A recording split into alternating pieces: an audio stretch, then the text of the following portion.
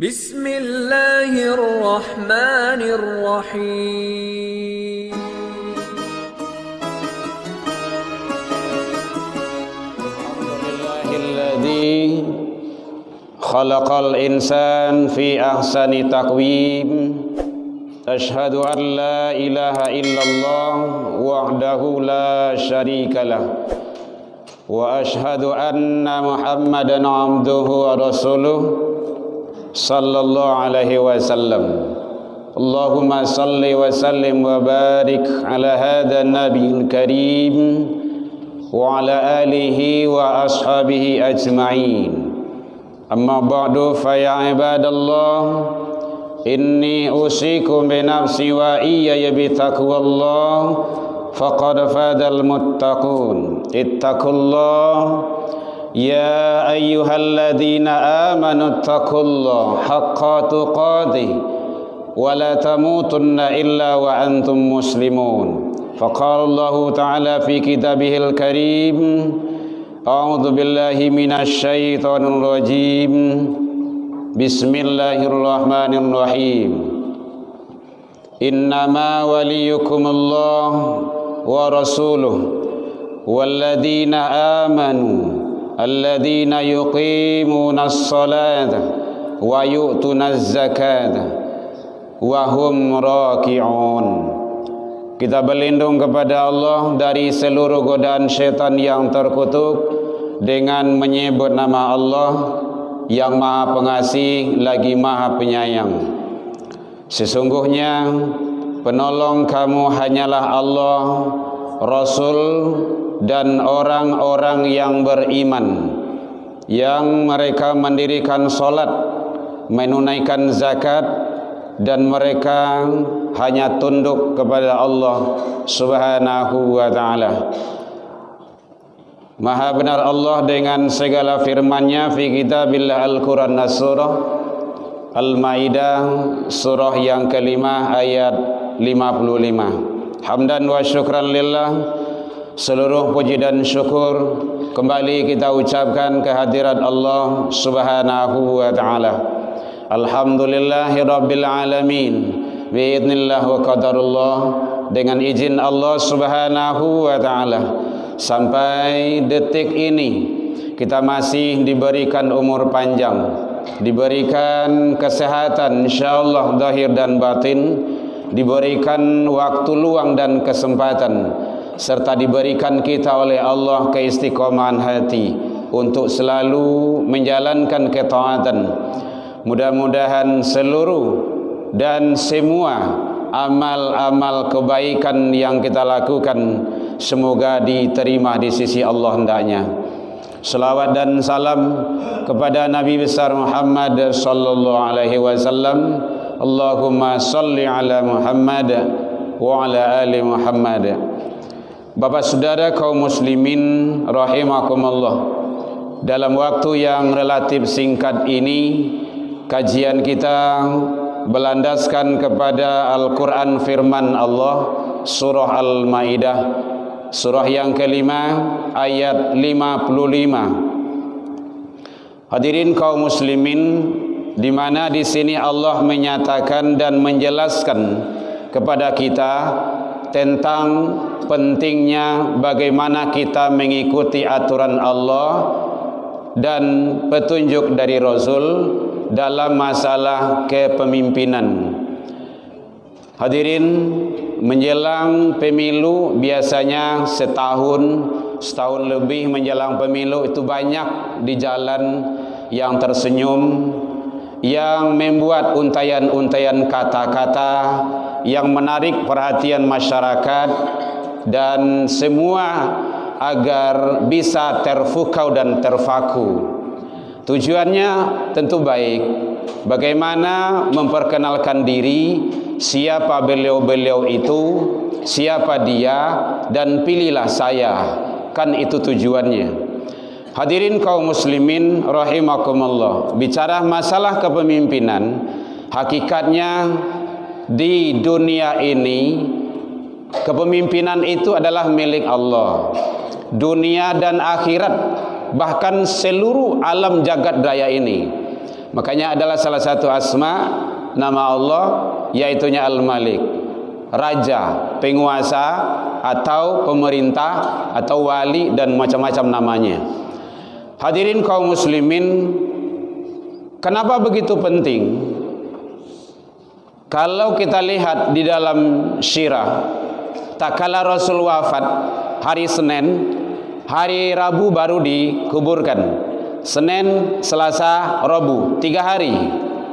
Kenapa itu terjadi? Salah satunya faktornya adalah siapa yang akan melanjutkan kepemimpinan. Hadirin, itu bukan hal yang sepele. Itu sangat luar biasa. Hakikatnya, implementasinya kepemimpinan Allah itu dilaksanakan oleh para nabi dan rasul di dunia ini. Sekarang nabi dan rasul sudah tiada. Siapa yang melanjutkan? Inilah yang dijelaskan oleh Allah, yaitunya surah Al-Maidah ayat 55. Jadi nanti 2024 kalau kita mengadakan pemilu, ingat kita akan diminta pertanggungjawaban. Ahlan awak memilih. Makanya Allah menyatakan diantaranya adalah alladzina amanu, standarisasi orang yang beriman.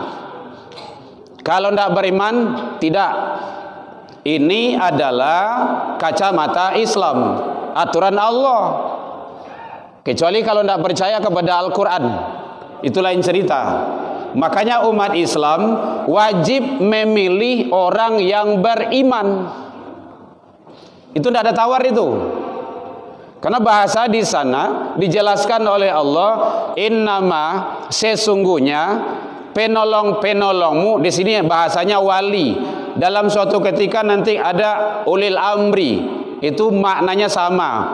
Kalau dalam An-Nisa ayat 59, ati'ullah, ati'ur rasul wa ulil amri, itu maknanya adalah pemimpin. Wali juga pemimpin, penolong-penolong. Maka di sini Allah jelaskan, innama waliyukumullah wa rasul, sesungguhnya penolong-penolongmu hanyalah Allah dan Rasul. Hanyalah Allah dan Rasul. Berarti tidak ada yang lain. Kerasulan, kenabian tidak ada lagi. Siapa setelah itu? Maka inilah yang disampaikan Allah, walladzina amanu, orang yang beriman. Bagaimana kok standarisasinya iman? Penting. Contoh iman adalah ukuran seseorang manusia di hadapan Allah. Hadirin, sebelum Nabi hijrah ke Madinah, lebih kurang di Mekah 13 tahun itu masalah iman, tauhid, akidah. Jadi bukan sabantai itu, 3 tahun. 3 tahun itu kan lama tuh. Tidak bisa sesaat. Jadi ternyata iman itu adalah sebagai standar ukuran. Kalau tidak beriman, tidak. Nah, ini Islam. Hadirin kaum muslimin rahimakumullah. Makanya Allah menyatakan di dalam Al-Quran, iman itu sangat menentukan seseorang, baik kehidupannya di dunia ataupun kehidupannya nanti di akhirat. Dan iman adalah sebagai barometer kehidupan seseorang itu. Makanya iman itu tidak boleh dipermainkan. Hadirin kaum muslimin, salah satu contoh orang yang beriman, setidaknya standarnya rukun iman. Orang yang beriman, dia percaya kepada qada dan qadar, ketentuan. Manusia itu hanya bisa berencana. Kalau ada perencanaan manusia itu yang tidak tuntas, yang tidak selesai, dia tidak mengkambing hitamkan orang lain, tidak menyala-nyalakan orang, tidak mencari kesalahan orang. Nah, jadi oleh sebab itu iman adalah sangat penting sekali. Kalau seandainya iman telah kuat, Makanya penanaman, kalau kita lihat dalam surah Luqman itu, yang pertama kali ditanamkan, disampaikan ke anak kan iman juga itu. Ya bunayya, hai anakku, la tusyrik billah. Itu iman, tauhid. Jangan engkau persekutukan Allah.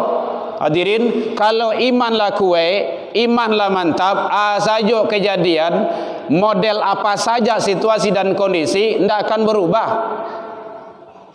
tidak akan kacau. Kenapa? Standar iman. Bisa saja negara itu akan hancur dan kacau, itu gara-gara iman, tauhid tidak duduk. Makanya dipermain-mainkanlah. Agama itu dipermainkan, Al-Quran dimain-mainkan, aturan Allah bisa diotak-atik. Kenapa? Iman. Makanya penting, penguasa itu penting beriman. Makanya Khalifah Utsman bin Affan radhiyallahu an, beliau menyatakan tajamnya dakwah penanya penguasa itu lebih hebat. Tidak sama dengan ulama.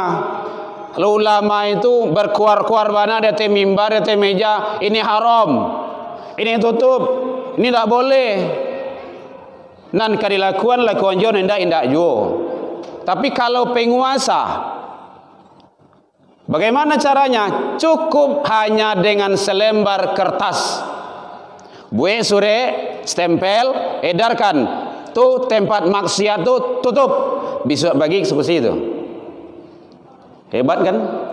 Makanya beliau menyatakan, Utsman bin Affan, negara dan agama akan tegak dan berkembang kalau dengan sultan. Sultan itu adalah kekuasaan. Hadirin kaum muslimin, jadi sangat penting sekali. Man ra'a minkum mungkaran falyughayyiru biyadihi. Cegahlah kemungkaran dengan tanganmu, dengan kekuasaanmu. Ya kita tidak punya kekuasaan, kan tidak bisa. Tetap aja kemungkaran jalan, maksiat jalan juga, LGBT jalan juga, miras jalan juga, mungkarat iya juga, korupsi iya juga. Kenapa? Kita tidak punya. Makanya penguasa. Begitu hebatnya. Jadi sewajibnya dalam diri penguasa itu ada nilai-nilai ulama, ada nilai-nilai umara. Rasulullah kayak gitu. Beliau adalah alim, ahli dalam agama dan ahli dalam kenegaraan, ahli di medan perang. Jadi jangan hanya terpesona hadirin. Kadang-kadang gara-gara piti saratui, dia gihawa baju bekola selesai, 5 tahun menderita, 5 tahun. Nah, nanti kita di otak-atik agama dijual, jo negara-negara bisa dijual tuh. Kenapa? Iman. Penting. Ini aturan Allah. Al-Maidah 55. Lihat saja ke sana. Hadirin kaum muslimin rahimakumullah. Yang kedua, kata Allah, wa yuqimunas shalah. Mereka itu harus dan wajib mendirikan solat. Kalaulah beriman, solat. Hati-hati itu. Solat itu adalah ada dua hubungan. Ada hubungan vertikal, ada horizontal. Baik hubungannya dengan Allah, secara otomatis dia akan baik dengan manusia. Tapi jangan disalahkan bingi tampung pula nantinya. Banyak orang yang sholat, dia berbuat mungkar. Itu bukan sholatnya yang salah, orangnya yang salah itu. Ini kan suka juga itu menjelek-jelekkan.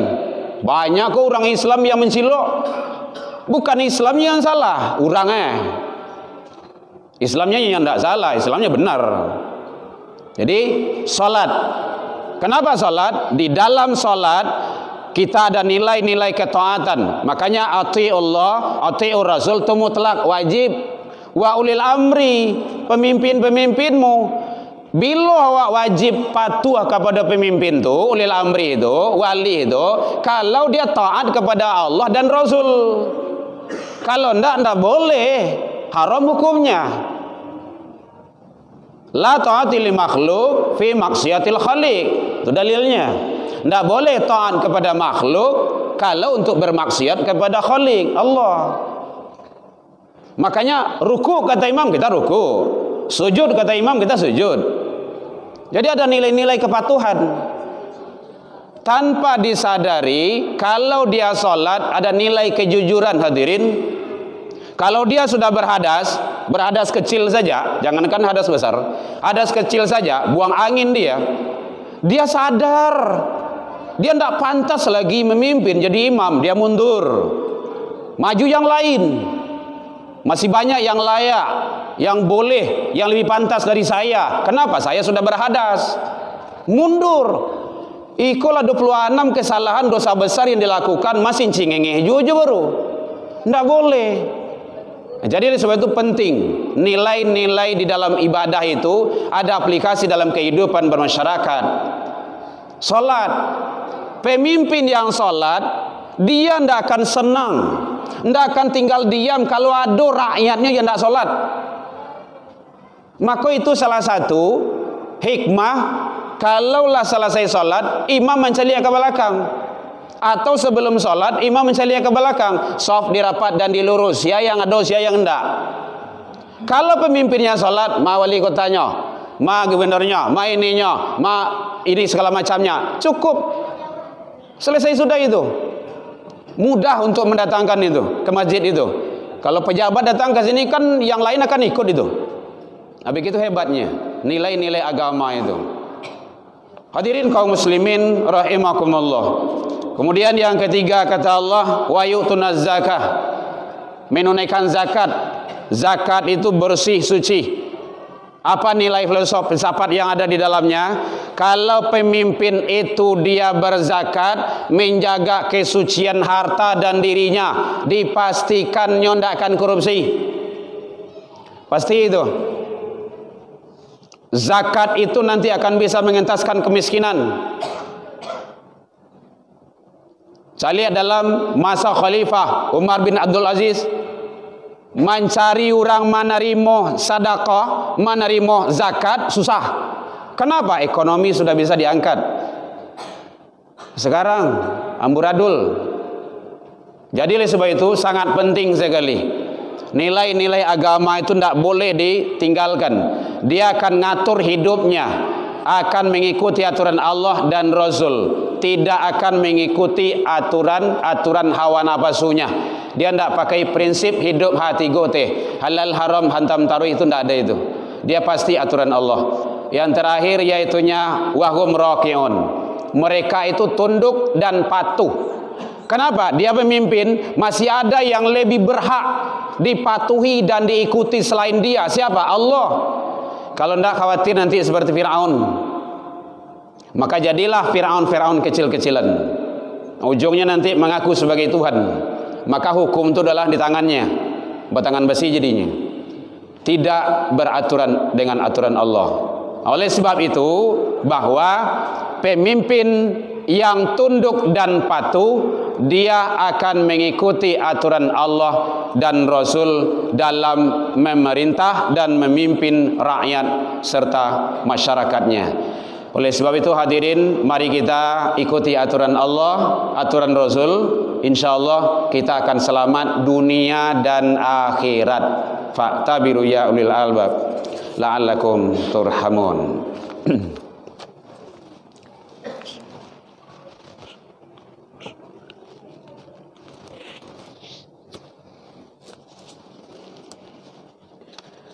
Alhamdulillahilladzi hadana wa li hada wa ma kunna linahtadiya laula an hadana Allah.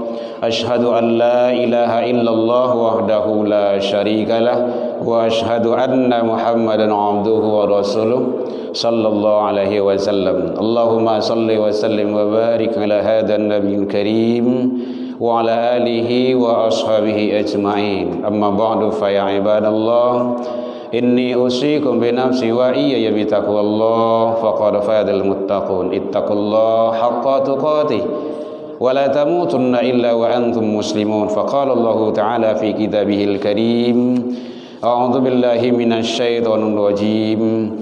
Bismillahirrahmanirrahim.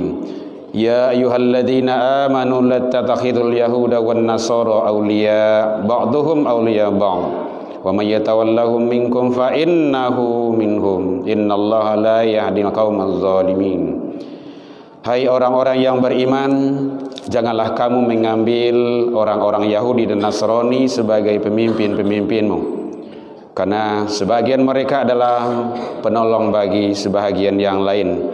Siapa yang di antara kamu mengambil mereka menjadi pemimpin-pemimpinmu, maka sesungguhnya orang-orang tersebut termasuk ke dalam golongan mereka, dan sesungguhnya Allah tidak akan memberi petunjuk kepada orang-orang yang zalim. Al-Maidah ayat 51. Innallaha malaikatahu yusholluna 'alan nabi